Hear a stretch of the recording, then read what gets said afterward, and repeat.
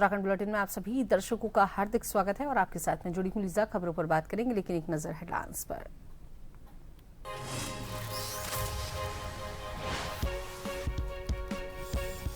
विधानसभा में बजट सत्र के चौथे दिन विभिन्न विभागों से जुड़े मुद्दों पर हुई चर्चा। विधायक ने उठाए अपने क्षेत्र के सवाल। अध्यक्ष ऋतु खंडूरी ने कहा, शांतिपूर्ण माहौल में हो रही चर्चा जिससे जनता को मिले फायदा। कैबिनेट मंत्री सतपाल महाराज के गैरसैंण विधानसभा को वेडिंग डेस्टिनेशन बनाने के बयान पर सियासी घमासान तेज हुई। कांग्रेस हुई हमलावर। कहा, गैरसैंण लोकतंत्र का मंदिर, कम से कम शहीदों की आत्मा को मत पहुंचाओ क्षति। उत्तराखंड में कमर्शियल एलपीजी सिलेंडरों की सप्लाई प्रभावित। होटल, रेस्टोरेंट और ढाबा संचालकों को दिक्कत। कई एजेंसियों में स्टॉक लगभग खत्म। सीएम पुष्कर सिंह धामी ने की स्थिति की समीक्षा।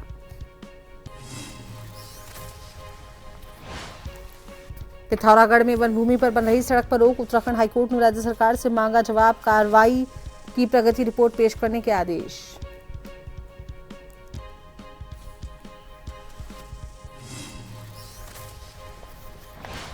उत्तराखंड के 8 जिलों में आज बारिश, बर्फबारी के आसार। 5 जनपदों के लिए येलो अलर्ट जारी।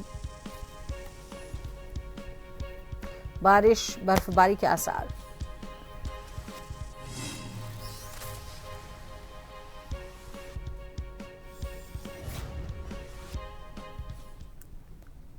गैरसैंण के भराड़ीसैंण स्थित विधानसभा में बजट सत्र के चौथे दिन विभिन्न विभागों से जुड़े मुद्दों पर चर्चा हुई। विधायक अपने क्षेत्रों से जुड़े सवाल सदन में उठा रहे हैं। विधानसभा अध्यक्ष ऋतु खंडूरी ने कहा कि विधानसभा लोकतंत्र का मंदिर है, जहां जनप्रतिनिधि जनता की समस्याएं रखते हैं। उन्होंने कहा कि शांतिपूर्ण माहौल में प्रश्न और चर्चा से जनता को सीधा लाभ मिलता है। प्रश्नकाल में कई पूरक प्रश्न पूछे गए और मंत्रियों ने उनके जवाब दिए।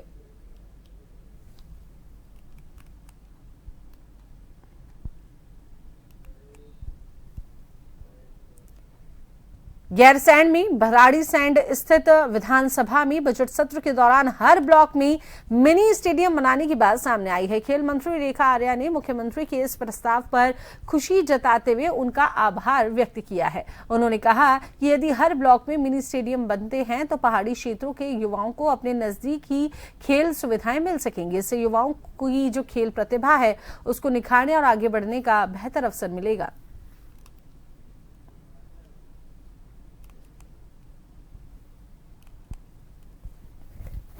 मुख्यमंत्री जी का बहुत धन्यवाद कहूँगी कि उन्होंने अपने वक्तव्य में हर ब्लॉक में एक मिनी स्टेडियम दिए जाने का, साथ ही हमारे जो 38 नेशनल गेम में जो हमारे अवस्थापनाएँ विकसित हुई थी तो उसमें लेगेसी प्लान बनाने का, एकेडमीज डेवलप करने का, इसका उन्होंने विधानसभा में कहा है। मैं समझती हूँ कि ये दोनों ही कार्य होने से निश्चित रूप से हमारे खिलाड़ियों को इससे बहुत लाभ मिलेगा और हमारे ग्रामीण स्तर के बच्चों को और नज़दीक में जो है खेल के केंद्र मिल पाएंगे। गैरसैंण में भराड़ीसैंण स्थित विधानसभा में चल रहे बजट सत्र को लेकर सरकार ने कहा कि वो चाहती है कि सदन की कार्यवाही सुचारू रूप से चले। कैबिनेट मंत्री धन सिंह रावत ने कहा कि सरकार हमेशा चाहती है कि सत्र अच्छा और दीर्घकालिक चले ताकि ज्यादा से ज्यादा कामकाज पूरे किए जा सके। उन्होंने ये भी कहा कि सरकार हर विधायक के सवालों का जवाब देने के लिए तैयार है और चाहती है कि सत्र सकारात्मक माहौल में बेहतर तरीके से संचालित हो।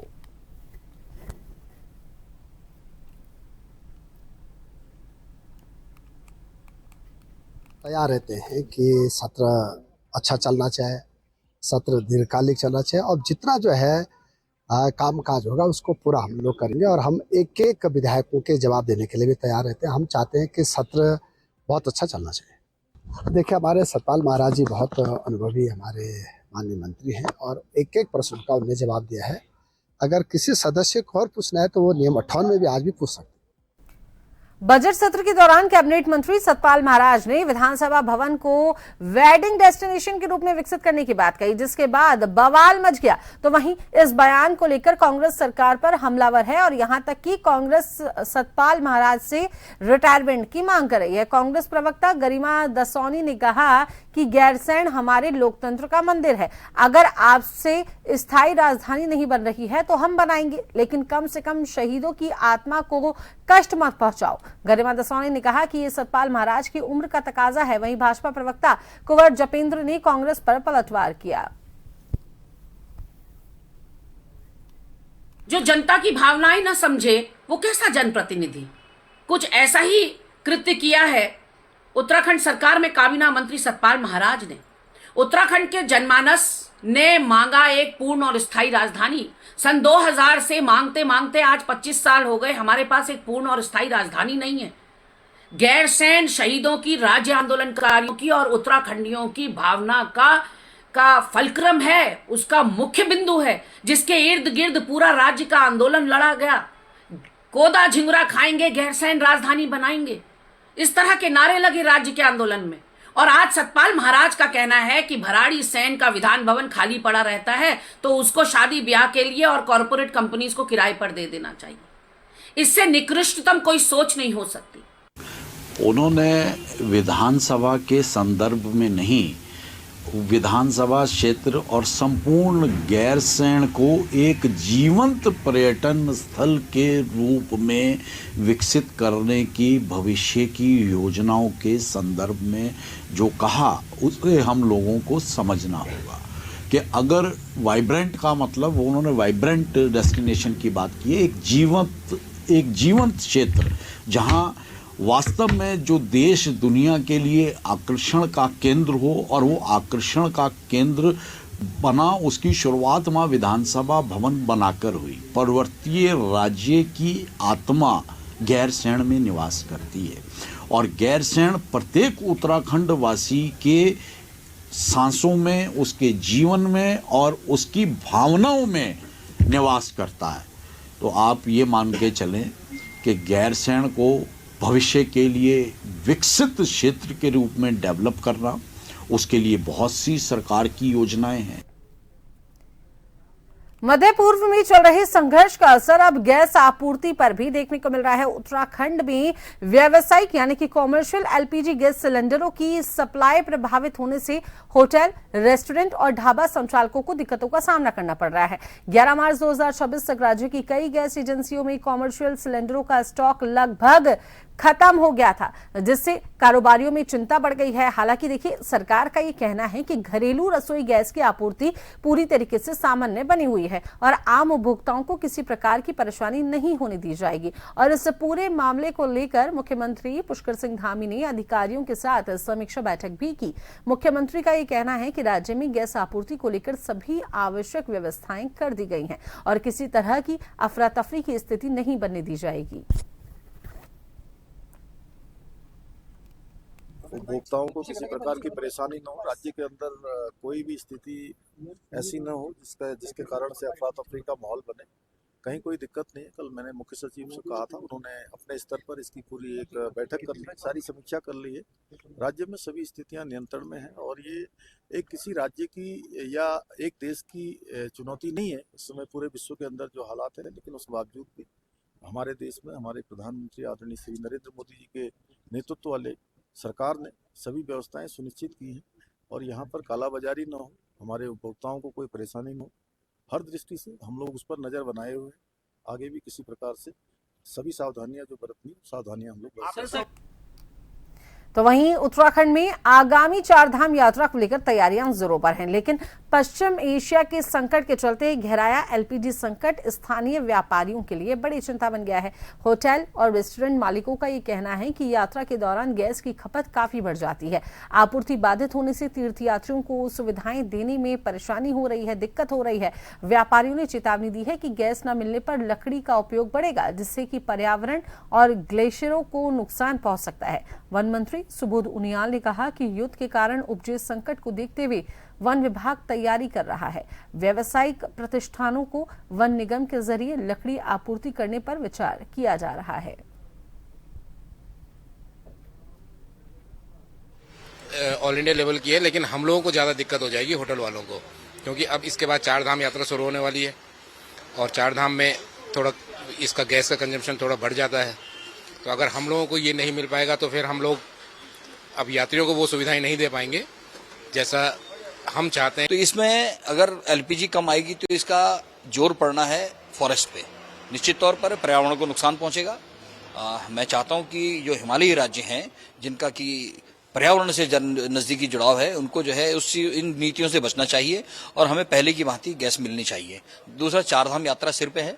पूरा भारत उमड़ के जो है उत्तराखंड के चारधाम में आता है। यहाँ पर उन यात्रियों को जो बाहर से आए हैं उनको परेशानी पैदा ना हो, लकड़ियों के जलने से गर्मी उत्पन्न होकर ग्लोबल वार्मिंग जैसी स्थिति ना हो, ग्लेशियरों के पिघलने की स्थितियां कम हो, इसलिए इन समितियों का उत्तराखंड के खासकर चारधाम यात्रा मार्ग पे तो बचा जाना चाहिए। चीज तो है इस समय जिस तरह पूरा ये वार छिड़ी हुई है और जो ऑयल जो हमारे तेल पैदा करने वाले देश हैं सभी जगह इस समय लड़ाई में व्यस्त है और इसमें कहीं ना कहीं इसमें क्राइसिस तो गई है, गैस में आएगी भी आगे। तो उसी को भविष्य की संभावनाओं को देखते हुए भी कॉमर्शियल जो आपने कहा वन विभाग इसके लिए पूरी तरह तैयार है और हम लोग जलाऊ लकड़ी किस तरह से कॉमर्शियल यूज में लाई जा सके उस पर व्यवस्था कर रहे हैं। वन विभाग को इसके लिए निर्देश दे दिए गए हैं कि वो वन निगम के माध्यम से हम किस तरह कॉमर्शियल जो हमारे संस्थान है उनको किस तरह लकड़ी सप्लाई कर सके, इस पर हम लोग कार्यवाही कर रहे हैं। देहरादून में मध्य एशिया के बढ़ते तनाव के बीच गैस आपूर्ति को लेकर चर्चाएं अब तेज हो गई हैं। कांग्रेस ने आरोप लगाया है कि सिलेंडर की ऑनलाइन बुकिंग में दिक्कत और समय सीमा बढ़ने से लोगों में भय का माहौल बना हुआ है। हालांकि देखिए, जिला पूर्ति अधिकारी ने इन आरोपों को खारिज कर दिया है। इन आरोपों को खारिज करते हुए उन्होंने कहा कि राज्य में एलपीजी, पीएनजी और सीएनजी की आपूर्ति पूरी तरह से सामान्य है। विभाग वैश्विक परिस्थितियों को देखते हुए आपूर्ति की लगातार निगरानी कर रहा है। कमर्शियल गैस नहीं है उनके पास, घरेलू लोग परेशान हैं, उनके पास गैस नहीं है, बच्चे जिनके घर में बच्चे हैं वो परेशान है कि अचानक अगर सिलेंडर खत्म हो गया तो वो क्या करेंगे। ये देश की हालत ऐसे लोगों ने बना दी है जिन्हें पता नहीं है कि देश चलता कैसे है। यही वजह है कि आज आप एक एपस्टीन फाइल के डर की वजह से आप जो है पूरी तरीके से सरेंडर हो चुके हैं यूएस के सामने, जिसका खामियाजा हमारे देश के लोगों को भुगतना पड़ा है। अभी तो एलपीजी की बात है, आप अभी कुछ समय में देखिएगा आपको ऑयल नहीं मिलेगा, आपको डीजल नहीं मिलेगा, आपको पेट्रोल नहीं मिलेगा। अपने देश की एक व्यक्ति को खुश करने के लिए भारत सरकार ने इस देश के हर व्यक्ति की जो स्थिति है वो बद से बदतर करने की ठान ली। 2 तरह की गैस की आपूर्ति जो है की जाती है, बल्कि 3 तरह की जाती है। तो एक तो गैस हुई जो घरेलू गैस की आपूर्ति में जो है वो लगातार हमारे पास आ रही है। जो हमारी मांग है उसकी हम जो भी हम उसकी लगातार समीक्षा कर रहे हैं। जो पिछले 6 महीने से नहीं जिसकी डिमांड थी गैस एजेंसी की, उसके अनुरूप उसकी गैस उपलब्ध कराई जा रही है। और जो कमर्शियल है वो उस पर जो है अभी उसको कैटेगराइज किया है भारत सरकार ने, उसमें प्राथमिकताएं तय की हैं। जो हॉस्पिटल्स हैं और जो स्कूल हैं, छात्रावास हैं, उनको प्रथम प्राथमिकता पे रखा है और बाकी जो इंडस्ट्रीज़ हैं और होटल रेस्टोरेंट्स हैं उनको सेकंड और थर्ड प्राथमिकता पे रखा है। देखिए, देश में और राज्य में गैस आपूर्ति को लेकर कोई भी अभी संकट नहीं है, लेकिन हाँ, भविष्य की योजना के तहत और भविष्य की आपूर्ति के तहत कुछ चीजों के ऊपर निश्चित तौर पर काम किया जा रहा है। जिस तरह से दिख रहा है कि अंतर्राष्ट्रीय स्तर पर पश्चिमी देशों में और मिडिल ईस्ट में जो एक वॉर चल रही है, उस वॉर का भविष्य में हमारे देश के ऊपर कोई विपरीत प्रभाव ना आए और आपूर्ति में कोई कमी ना आए, तो उससे जरूर निश्चित तौर पर उस पर एक योजना बन रही है और उस योजना के तहत आपूर्ति के कार्यों को सुचारू रूप से चलाने के लिए किसी भी तरह की कोई भी अभी तक कोई दिक्कत नहीं है। और जहां थोड़ी बहुत दिक्कत गैस एजेंसियों के भंडारण को लेकर या उनके वितरण को लेकर है, तो निश्चित तौर पर उन सब चीजों का संज्ञान लिया जाए। हाँ, कमी तो हो रही है सर। अभी ऊपर से ही गैस कम आ रही है। अभी तक हमारे पास जो मेरे हिसाब से 6000 सिलेंडर आने चाहिए थे, जबकि अभी 4000 आए हैं, तो 2000 सिलेंडर का भी मेरा बैकलॉग चल रहा है। 3 दिन की बैकलॉग चल रहा है। अभी 2500 लोगों का गैस नहीं मिल पा रही है।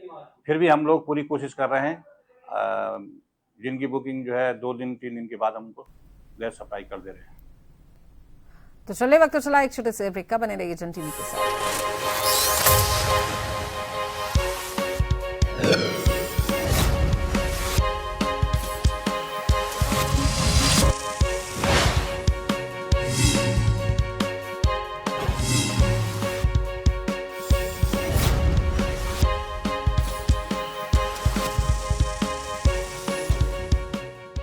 कम आ रही है। अभी तक हमारे पास जो मेरे हिसाब से 6000 सिलेंडर आने चाहिए थे, जबकि अभी 4000 आए हैं, तो 2000 सिलेंडर का भी मेरा बैकलॉग चल रहा है। 3 दिन की बैकलॉग चल रहा है। अभी 2500 लोगों का गैस नहीं मिल पा रही है।